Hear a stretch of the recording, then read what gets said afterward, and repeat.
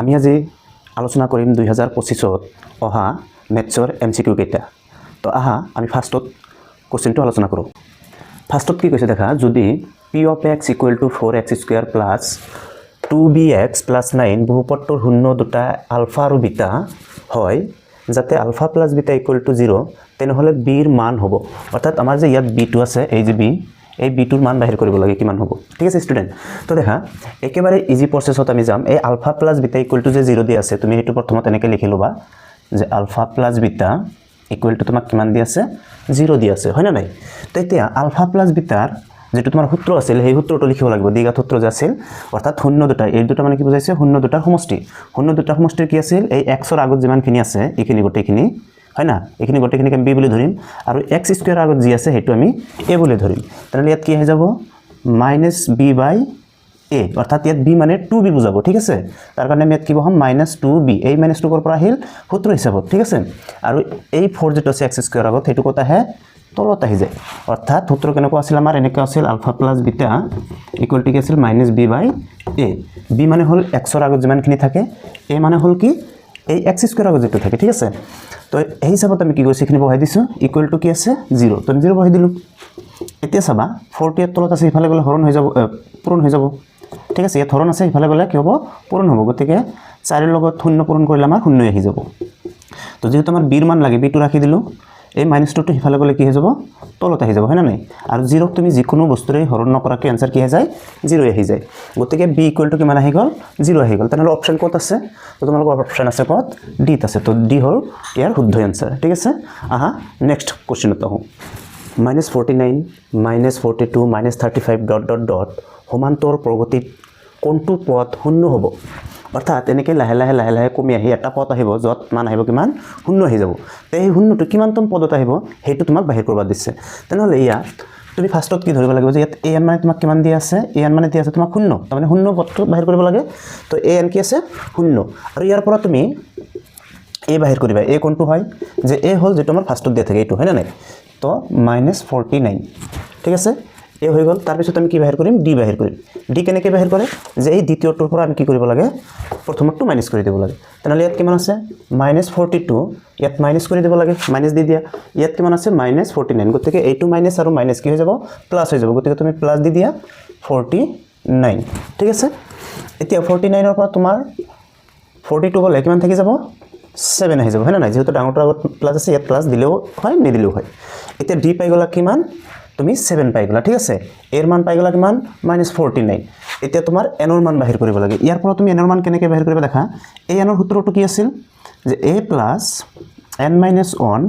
D equal to, ইয়াত যেহেতু 0 আছে তাৰ কাৰণে আমি কি কৰিছোঁ, 0 দি দিছোঁ। এতিয়া তুমি হিচাপত ইয়াৰ মানকেইটা বহাই দিয়া। এৰ মান কিমান আছে, -49, তো তুমি কি কৰিবা, -49 বহাই দিয়া। ইয়াত প্লাছ আছে, প্লাছ দিয়া। ইয়াত n আছে, nটো বাহিৰ কৰিব লাগে, এইটো ৰাখি দিয়া। -1 আছে, 1 বহাই দিয়া। ডি কিমান পালা তুমি, 7, গতিকে ইয়াত 7 বহাই দিয়া, ইকুৱেল টু 0। ঠিক আছে, ইকুৱেল টু কি বহাই দিলা, 0। এতিয়া -49 থাকি গ'ল, 7 দিয়ে এবাৰ কি কৰিব লাগিব, এনক পূৰণ কৰিব লাগিব, আৰু এই 7 দিয়ে এবাৰ কি কৰিব লাগিব, অনক পূৰণ কৰিব লাগিব। ঠিক আছে, তেনেহ'লে 7ৰ লগত n পূৰণ কৰিলে 7n, মাইনাছ আছে তুমি মাইনাছ দিবা, 1ৰ লগত পূৰণ কৰিলে 7a আহি যাব, ইকুৱেল টু 0 আহি গ'ল। ঠিক আছে, নেক্সটত কি কৰিবা, এইটোৰ লগত দেখা, ইয়াতো মাইনাছ আছে, 49ৰ আগত, 7ৰ আগতো মাইনাছ আছে। গতিকে এই দুয়োটাৰ পৰা কৰিবতো লাগিব প্লাছ, কিন্তু চিন আহিব কি, মাইনাছ। গতিকে যেহেতু 7n আছে, এইটো আমি ৰাখি দিলোঁ, আৰু এই দুয়োটা কি কৰি দিলোঁ, প্লাছ কৰি দিলোঁ। প্লাছ কৰি দিলে কিমান আহি যাব, 56 আহি যাব। যেহেতু দুয়োটাৰ আগতে মাইনাছ আছে, গতিকে পৰা দুটা প্লাছ হ'ব ঠিকেই, কিন্তু চিনটো দিব লাগিব মাইনাছ। ঠিক আছে, তাৰপিছত ইকুৱেল টু 0 আছে, তুমি 0 দি দিয়া। হ'ব ষ্টুডেণ্ট, এইখিনিত কোনো অসুবিধা থাকিলে কমেণ্ট কৰিবা। ঠিক আছে, এতিয়া চাবা 7n আছে, 7nটো ৰাখি দিওঁ, -56 ইফালে লৈ গ'লে কি হৈ যাব, প্লাছ হৈ যাব, হয় না নাই? ইকুৱেল চিন পাৰ কৰি দিলে আমাৰ কি হয়, চিনবিলাক চেঞ্জ হৈ যায়। এতিয়া এনটো ৰাখি দিওঁ, ৰাখি দিয়াৰ লগে লগে আমি কি কৰিম, ইয়াত যেহেতু 7 পূৰণ হৈ আছে, ইফালে গ'লে কি হৈ যাব, হৰণ হৈ যাব। আৰু হৰণ মানে তোমালোকে ক'ত দিবা, তলত দিব লাগে, হয় না নাই? তো হাত দিয়ে কাটিলে কিমান যাব, 8 টাইম যাব। কিমান টাইম যাব, 8 টাইম যাব। অৰ্থাৎ এনৰ মান তোমাৰ কিমান আহি গ'ল, 8 আহি গ'ল। অৰ্থাৎ 8তম পদটোতে কি হৈ যাব, আমাৰ 0 আহি যাব। ঠিক আছে, তেনেহ'লে দেখা 8তম পদ ক'ত আছে, অপশ্যন নাম্বাৰ সি আছে। তো option number C is the correct option. ঠিক আছে ষ্টুডেণ্ট, ওকে। এতিয়া আমি কুৱেশ্যন নাম্বাৰ 3 নম্বৰটো চাম। দেখা ইয়াত এটা পিকচাৰ আছে, আৰু পিকচাৰৰ পৰা আমি কি বাহিৰ কৰিব লাগে, এংগেল বাহিৰ কৰিব লাগে। কি দি আছে, যে চিত্ৰত, এইটো চিত্ৰৰ কথা কৈছে, ত্ৰিভুজ ODC ত্ৰিভুজ ODC এইটো ত্ৰিভুজৰ কথা কোৱা হৈছে সদৃশ ত্রিভুজ OBA এই দুটা ত্রিভুজ কি কৈছে সদৃশ সদৃশ মানে দেখা থেকে OBC equal to 150 degree BOC 125 degree আৰু CDO 70 degree গতিকে তুমি বাহিৰ কৰিব লাগে কি DOC এইটো কোনখিনি আছিল DOC এইটো হল তোমাৰ DOC এইটো এংগেল বাহিৰ কৰিব লাগে আৰু OAB আৰু তোমাৰ কোনটো এংগেল বাহিৰ কৰিব লাগে এইটো এংগেল বাহিৰ কৰিব লাগে ঠিক আছে তো ইয়াত দেখা তোমালোকৰ অপচন দেখা গোটেইটা কি আছে সেমই আছে 50 50 55 55 60 60 65 65 তো তুমি যিকোনো এটা বাহিৰ কৰিলে লগে লগে তোমাৰ কি হৈ যাব এনসাৰটো বাহিৰ হৈ যাব তো দেখা আমি প্ৰথমে কি কৰি এইটো বাহিৰ কৰো ঠিক আছে এইটো যদি তুমি লক্ষ্য কৰা এই কোণটো আৰু এই কোণটো মিলিলে আমি এটা কি পাম DOB এটা সৰল ৰেখা পাম হয়নে নাই তো এটা সৰল ৰেখাৰ মান কিমান হয় 180 ডিগ্ৰী গতিকে হিচাপত তুমি লিখিব পাৰা যে এংগেল DOC এইটো কোণ প্লাস এংগেল BOC এই দুটা এংগেল যেটা আমি এড কৰি দিম দিয়াৰ লগে লগে OBOD এটা সৰল ৰেখা পাম এই সৰল ৰেখা হলে এইটো হ'ব কিমান 180 ডিগ্ৰী হয়নে নাই 180 ডিগ্ৰী হয় এডাল সৰল ৰেখাৰ মান গতিকে আমি দুটা এংগেল যোগ কৰি কি কৰিলো 180 লিখি দিলো এতিয়া DOC ইয়াৰ ভ্যালু নাজানো আমি ৰাখি দিলো এটো যেনেকৈ আছে BOC হল কিমান 125 কিমান দিয়া আছে 125 তো এটো ৰাখি দিও হয় না 125 ইকুৱেল টু 180 ডিগ্ৰী এটা এংগেল DOC ৰাখি দিলো হ'ব 180 আছে 180 ৰাখি দিয়া প্লাস 125 আছে এটো হিফালে লৈ গলে কি হৈ যাব মাইনাস হৈ যাব প্লাস টু হিফালে গলে কি হয় মাইনাস হয় ঠিক আছে তো ইয়াত তুমি 125 হৈ দিয়া ওকে এতিয়া এংগেল DOC ইকুৱেল টু 180 ৰ পৰা 125 বাদ দিলে তোমাৰ কিমান হ'ব 0 ৰ পৰা 5 না যায় এক ধাৰ কৰা 10 হ'ব 10 ৰ পৰা 5 গলে কিমান হৈ যাব 5 থাকি যাব হয় না নাই ইয়াত 7 থাকি গল 7 ৰ পৰা কি হল 2 গলে কিমান থাকি যাব 5 থাকি 1 ৰ পৰা 1 গলে 0 অৰ্থাৎ তোমাৰ যেটো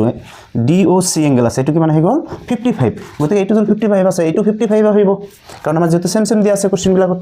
হয় না নাই তো হিচাপত তুমি ক'ব পাৰা আমাৰ এইটো যেটো 1 কিমান হৈ গল 55 হৈ গল গতিকে অপচন আহিব 55 থকাটো অপচন বি গতিকে option B is the right answer okay student এতিয়া আমি চাম কোশ্চেন নাম্বাৰ 4 যে PQ ৰেখাখণ্ড 5:7 অনুপাতত ভাগ কৰাৰ বাবে P বিন্দুৰ পৰা আঁকিবলৈ লোৱা ৰশ্মিটোক সমান অন্তৰালত ভাগ কৰিবলৈ কমেও কিমানটা বিন্দুৰ চিহ্নিত কৰিব লাগিব ঠিক আছে এইটো অঙ্কন চ্যাপ্টাৰৰ পৰা দিয়া হৈছে 11 চ্যাপ্টাৰ ইয়াত কি কৈছে যে 5:7 আছে এইটো এটা ৰেখা যদি তুমি এনেকৈ কি কৰা ভাগ কৰা হয় না নাই এই পিৰ পৰা তুমি যদি কিউ লৈকে যোৱা ইয়াক 5:7 যদি তুমি ভাগ কৰিব যা তেনেহলে কিমানটা বিন্দু দিব লাগিব এনেকৈ ঠিক আছে ইয়াৰ ৰেখাবিলাকৰ মাজত এনেকৈ কিমানটা বিন্দু দিব লাগিব তো এইটো বহাই কৰা একেবাৰে সহজ ইয়াত 5 আছে আৰু প্লাস কি কৰি দিবা ইয়াত কি আছে 7 এই দুটা প্লাস কৰি দিলে তোমাৰ এনসাৰটো আহি যাব তো 5 আৰু 7 প্লাস কৰি দিলে কিমান আহি যাব 12 তো তোমাৰ 12 পে হৈ যাব কি এনসাৰ ঠিক আছে কত আছে কোশ্চেন নাম্বাৰ সৰি অপশন নাম্বাৰ সি আছে এইখিনি ঠিক আছে একেবাৰে সহজ আহা নেক্সট কোশ্চেনত 3,0 3,4 আৰু x,0 শীৰ্ষবিন্দুযুক্ত ত্ৰিভুজৰ কালি 6 বৰ্গ একক হলে x ৰ মান হ'ব আমাৰ এই x ৰ কি কৰিব দিছে মান বাহিৰ কৰিব দিছে যেতিয়া ত্ৰিভুজৰ কালি কিমান হয় 6 বৰ্গ একক হয় গতিকে ত্ৰিভুজৰ কালিৰ যেটো সূত্ৰ আছিল হেতু তুমি জানিব লাগিব আৰু সেই সূত্ৰটো কি আছিল 1/2 x1 bracket of y2 minus y3 plus x2 y3 minus y1 plus x3 bracket of y1 minus y2 third bracket close equal to কি দিয়া আছে তোমাক ইয়াত 6 দিয়া আছে হয় না নাই গতিকে যেটো দিয়া থাকিব হেতু তোমাৰ লিখিব লাগিব 6 বৰ্গ একক দিয়া আছে গতিকে 6 হৈছে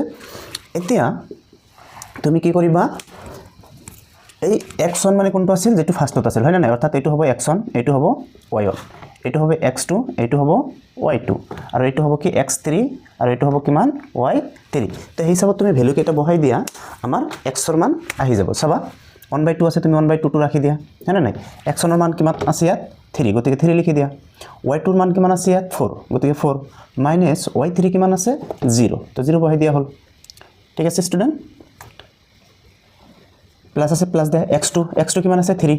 তো 3 বহাই দিয়া y3 মান কিমান 0 মাইনাস y1 কিমান এটো 0 ঠিক আছে 0 বহাই দিয়া প্লাস আছে প্লাস x3 কিমান আছে x3 মানে x হয় না নাই x বহাই দিয়া y1 ৰ মান কিমান y1 মানে 0 0 বহাই দিয়া মাইনাছ y2 কিমান y2 তোমাৰ আছে কিমান 4 গতিকে ইয়াত কিমান লিখি দিয়া 4 লিখি দিয়া ঠিক আছে third bracket clause equal to কি হৈ যাব 6 আহিব ঠিক আছে ষ্টুডেন্ট এতিয়া চাবা ইয়াত তোমাৰ এই দুইটো যে আছে তুমি দুইটো ইয়াত হাফ আছে হাফটো ৰাখি দিলা ঠিক আছে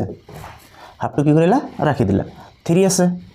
ইয়াত 4 - 0 মানে 4 হয় গতিকে তুমি 4 ৰ লগত ডাইৰেক্টলি 3 পূৰণ কৰি দিয়া কিমান হৈ যাব 12 আহি যাব হয় না নাই ইয়াত প্লাস আছে প্লাস দিয়া 0 ৰ পৰা 0 বলে তো 0 হয় 0 ৰ লগত 3 পূৰণ কৰিলে কি হৈ যাব আমাৰ 0 আহি যাব প্লাস আছে প্লাস দিয়া ঠিক আছে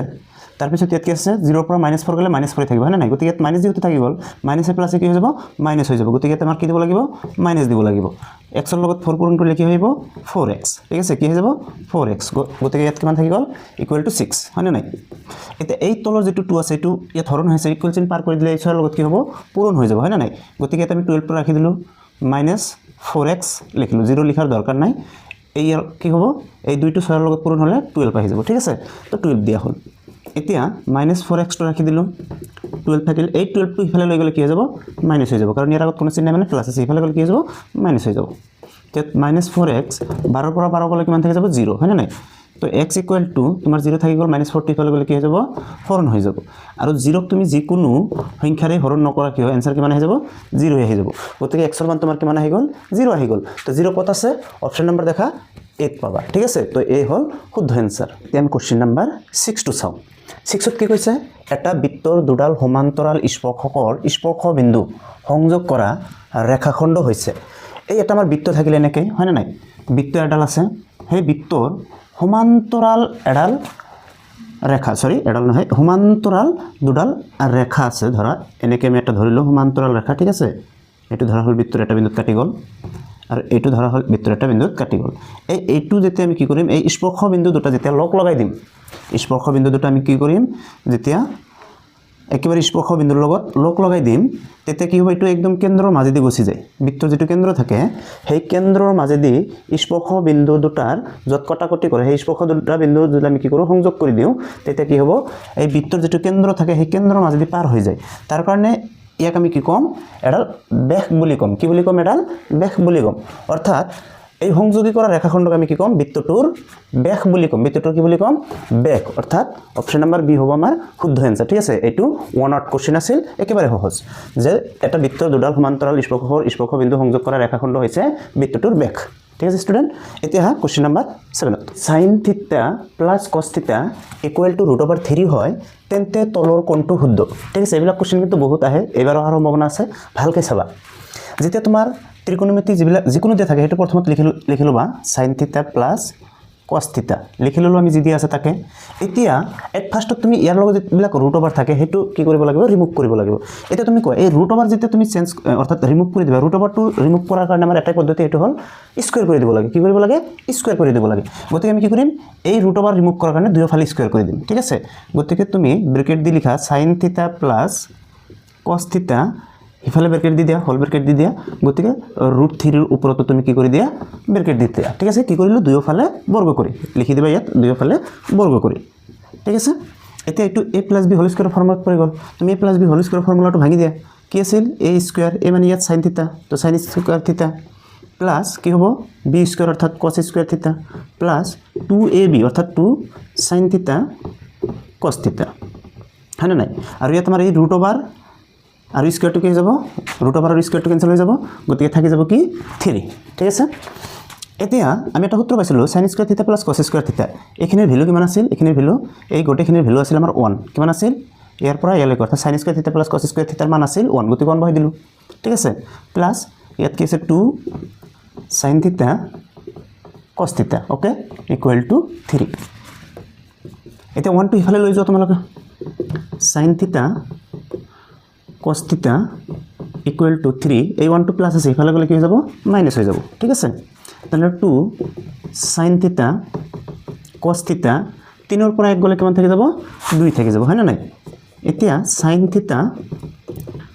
cos θ = 2 এই 2 টো ইয়াত পূৰণ হৈ আছে ইফালে গলে কি হৈ যাব হৰণ হৈ যাব অৰ্থাৎ তলত যাব ঠিক আছে আমাৰ आंसर আহি গৈছে এতিয়া sin θ cos θ = 2 দি 2 ৰ মাজত এবাৰ যাব হয় না নাই গতিকে আমি ইয়াত কি বহাই দিম 1 বহাই দিম অৰ্থাৎ sin θ * cos θ ডট মানে ইনটু বুজাই ঠিক আছে ইনটু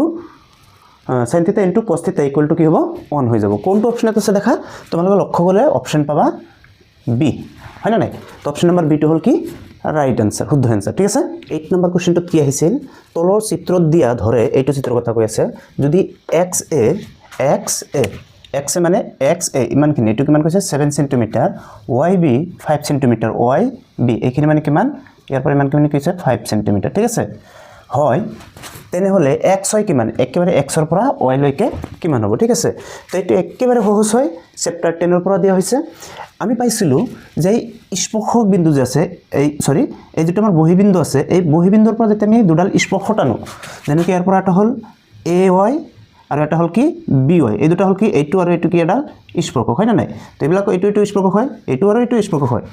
গতিকে এই স্পৰ্শক দুডাল হদাই কি হয় সমান হয় আমি পাইছিলো হয় না নাই গতিকে যদি সমান হয় গতিকে by যদি 5 সেমি হয় তেনহলে ay ও কিমান হ'ব 5 সেমি হ'ব গতিকে তুমি ay ৰ কাৰণে কি দিব পাৰা 5 সেমি দিব পাৰা এতিয়া তোমাৰ লাগে কি x ৰ মান কাৰ মান লাগে x হয় গতিকে ax হল 7 আৰু ay হল 5 হয় না নাই আমি এটো আর এটো যেটো সমান গতিকে 5 লিখি দিছো গতিকে এই দুটো যোগ কৰি দিলে আমাৰ কি x আৰু y ৰ মান আহি যাব অৰ্থাৎ 7 আৰু তুমি 5 যোগ কৰি দিলে কিমান আহি যাব 12 আহি যাব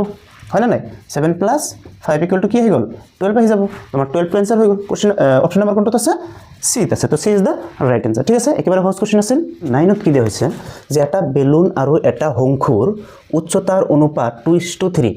আয়তনৰ অনুপাত 9:8 হলে হিহতৰ ব্যাসাৰ্ধৰ অনুপাত হ'ব অৰ্থাৎ আমাৰ বেলুন আৰু শঙ্কুৰ কি কৰিছে আয়তৰ লগত কম্পেয়াৰ কৰিছে আৰু উচ্চতাৰ লগত কম্পেয়াৰ কৰিছে আমি এতিয়া বাহিৰ কৰিব লাগে কি হিহতৰ ব্যাসাৰ্ধ এতিয়া হিহতৰ জল ব্যাসাৰ্ধ বাহিৰ কৰো ইয়া যেটো বেলুন কৈছে গতিকে তুমি বেলুনৰ যেটো উচ্চতা আছে হেতু 2 ধৰিব পাৰা আৰু শঙ্কুৰ যেটো উচ্চতাৰ অনুপাত দিয়া আছে 3 হেতু তুমি ডাইৰেক্ট শঙ্কুৰ উচ্চতা ধৰিব পাৰা ঠিক আছে তো এই হিচাপত দেখা আমাৰ যেটো সূত্ৰ আছিল যেটো ইয়াত আয়তনৰ অনুপাত দিয়া আছে তো বেলুন আৰু শঙ্কুৰ আয়তনৰটো লিখিবা ইয়াত বেলুন আছে গতিকে ওপৰত বেলুনৰ আয়তন লিখা বেলুনৰ আয়তন কি আছিল পাই r স্কয়াৰ h আছিল হয় না নাই শঙ্কুৰ আয়তন কি আছিল শঙ্কুৰ আয়তন আছিল 1/3 পাই r টু যেহেতু বেলেগ হৈ যাব গতিকে এটো আমি ক্যাপিটাল r দিলু ক্যাপিটাল r স্কয়ার h আৰু যেহেতু ইয়াত তোমাৰ শঙ্কুৰ উচ্চতাটো বেলেগ কৈছে ইয়াত 2 আছে 3 আছে তো আমি ক্যাপিটাল h দি দিলু ঠিক আছে তো এইকেটাৰ এই বেলুন আৰু শঙ্কুৰ আয়তনৰ অনুপাত কি হৈছে 9:8 গতিকে বেলুনৰ যেটো 9 আছে বেলুনৰ 9 যেটো আছে আমি ওপৰত দিলু আৰু এই যেটো আছে শঙ্কুৰ আয়তনৰ কাৰণে হেতু আহি যাব কত তলত অৰ্থাৎ অনুপাতৰ আগৰটো ওপৰত দিব লাগে পিছৰটো তলত দিব লাগে ঠিক আছে এতিয়া তুমি ভ্যালু কেটা বহাই দিয়া এতে পাই ক্যান্সেল হৈ যাব হয় না নাই গতিকে তোমাৰ ওপৰত কি থাকি যাব স্মল r স্কয়াৰ ঠিক আছে আৰু h ৰ মান এটো আমি কি ধৰিছিলো বেলুন হয় না নাই বেলুনৰ কাৰণে h কিমান আহি যাব 2 যেটো আগত আছে গতিকে তুমি পূৰণ 2 লিখি দিয়া ঠিক আছে আকৌ ইয়াত কি আছে 1/3 আছে 1/3 লিখি দিয়া ইনটু ক্যাপিটাল r স্কয়াৰ আছে এটো লিখি দিয়া কাৰণ এটো বাহিৰ কৰিব লাগে আৰু যেটো আমাৰ h আছে শঙ্কুৰ কাৰণে যেটো h হেতু কিমান আছে ও সৰি ইয়াত h ৰ ওপৰত স্কয়াৰ নহব ঠিক আছে এই যেটো আছে 3 আমি ইয়াত কি দিম 3 দি দিম ঠিক আছে ইকুয়াল টু 9/8 এতিয়া আমি কি কৰিম অলপ কাটাকাটি কৰিম এই 3 টু এই 3 লগত ক্যান্সেল যাব হয় না গতিকে ইয়াত কি থাকি যাব ওপৰত r স্কয়াৰ আৰু ইয়াৰ তলত কি আছে ক্যাপিটাল r স্কয়াৰ আৰু এই ইনটু 2 যে আছে ইয়াত যেটো পূৰণ হৈছে হিফালে গলে ইয়াৰ লগত কি হ'ব 8 ৰ লগত তলত যায় 8 ৰ লগত পূৰণ হ'ব হয় না ইয়াত পূৰণ হৈ গৈছে গতিকে কোলচেন পাৰ হলে ইয়াত কি হ'ব হৰণ হ'ব অৰ্থাৎ 8 ৰ লগত যায় কি হ'ব পূৰণ হ'ব গতিকে 9 আৰু এই 2 আৰু 8 টো পূৰণ কৰি দিলে কিমান আহি যাব 16 আহি যাব ঠিক আছে ইয়াত ওপৰত থাকিলে ইফালে গলে কত যাব তলত যাব এতিয়া তুমি এই স্কয়াৰটো কি কৰিব পাৰা কমন হিচাপত লিখিব লাগে ঠিক আছে কমন হিচাপত লিখি দিয়া স্কয়াৰটো 9/16 এতিয়া small r by capital r equal to এই স্কয়াৰটো ইফালে গলে কি হয় ৰুট ওভাৰ কি হ'ব ৰুট ওভাৰ ঠিক আছে এতিয়া 9 টু r স্কয়াৰ হয় 3 গতিকে আমি এটো কি কৰিব পাৰো ৰুটৰ পৰা 3 বাহিৰত আনিব পাৰো 16 টু r স্কয়াৰ হয় 4 গতিকে আমি 4 বাহিৰত আনিব পাৰো হয় না নাই গতিকে একে তুমি কি লিখিব পাৰা ওপৰটো আগত লিখিবা ইছটো তলটো পিছত লিখি দিবা অৰ্থাৎ ইহতৰ যেটো ব্যাসাৰ্ধৰ অনুপাত এটো কি আহি যাব 3:4 আহি যাব ঠিক আছে কোনটো অপচনত আছে দেখা অপচন নম্বৰ কত আছে ডি ত আছে গতিকে ডি টো হ'ব আমাৰ শুদ্ধ 10 নম্বৰ কোশ্চেনত কি দিয়া আছে যদি 11 12 14 14 15 17 18 20 21 তথ্যসমূহৰ পৰা 21 বাদ দিয়া হয় তেনেহলে নতুন তথ্যসমূহৰ মধ্যমা হ্ৰাস হ'ব অৰ্থাৎ তুমি ফাৰ্ষ্টতে ইয়াত যিমান কিনে আছে ইয়াৰ মধ্যমা বাহিৰ কৰিব লাগিব তাৰ পিছত এই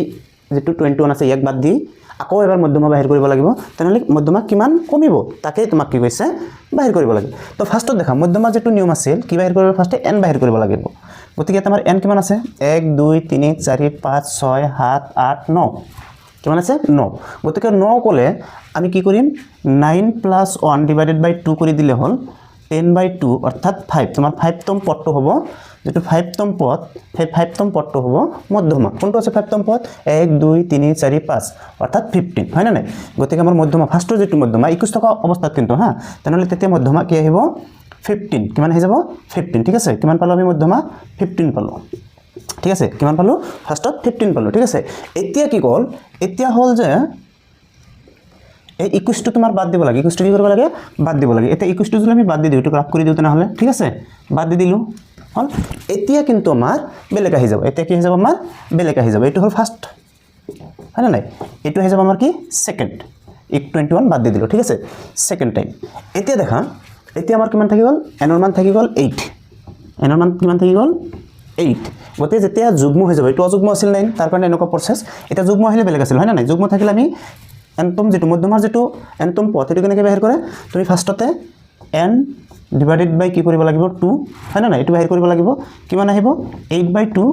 হয় না নাই কিমান হৈ যাব আমাৰ এটো দুইটা কাটিলে 4 বাৰ আহিব কিমান হৈ যাব 4 এই 4 ৰ লগত আকৌ তোমাৰ কি কৰিব লাগিব 1 প্লাস কৰিব লাগিব অৰ্থাৎ 5 এই ফৰ্থম পদ আৰু এই ফিফথম পদ এই দুটা কি কৰিব লাগিব যোগ কৰি দুইৰে হৰণ কৰিব লাগিব ঠিক আছে তেতিয়া মধ্যমা বাহিৰ হৈ যাব তেনেহলে এটা যদি আমি নতুন অৱস্থাত মধ্যমা খোজো তেনেহলে কি কৰিব লাগিব ফৰ্থম পদ কিমান আছে 1 2 3 4 কিমান হ'ব 14 গতিকে 14 লিখিব লাগিব প্লাস ফিফথম পদ কি আছে 15 আছে হয় না নাই তে 15 দিব লাগিব আৰু কি কৰিব লাগে 2 দি ডিভাইডেড 2 দি কি কৰিব লাগে ডিভাইডেড এটা দেখা এই দুটা যোগ কৰিলে কিমান হৈ যাব 29 এটা 29 ক তুমি 2 দি ডিভাইডেড কৰা কিমান হৈ যাব 14.5 হয় না নাই গতিকে তুমি ফাৰ্ষ্টৰ যেটো মধ্যমা আছিল হেতু পালা 15 তাৰ পিছত সেকেন্ড টাৰ্ম যেটো তুমি মধ্যমা পালা হেতু হল কি 14.5 তেনেহলে কিমান কমিল 15 পৰা 14.5 পালা তেনে কমিল কিমান তোমাৰ 15 পৰা কি কৰি দিয়া তুমি মাইনাস কৰি দিয়া হয় না নাই 14 মাইনাস কৰি দিয়া কিমান হৈ যাব 0.5 হৈ যাব হয় না নাই 0.5 আহি যাব গতে 0.5 হ'ব তোমাৰ आंसर কত আছে অপশন নাম্বার সি আছে তো সি ইজ দা রাইট आंसर ঠিক আছে স্টুডেন্ট যদি কিবা বুজাত অসুবিধা হয় কমেন্ট কৰিবা ঠিক আছে আৰু ভিডিও বিলাক চাবা লাইক কৰিবা কমেন্ট কৰিবা ঠিক আছে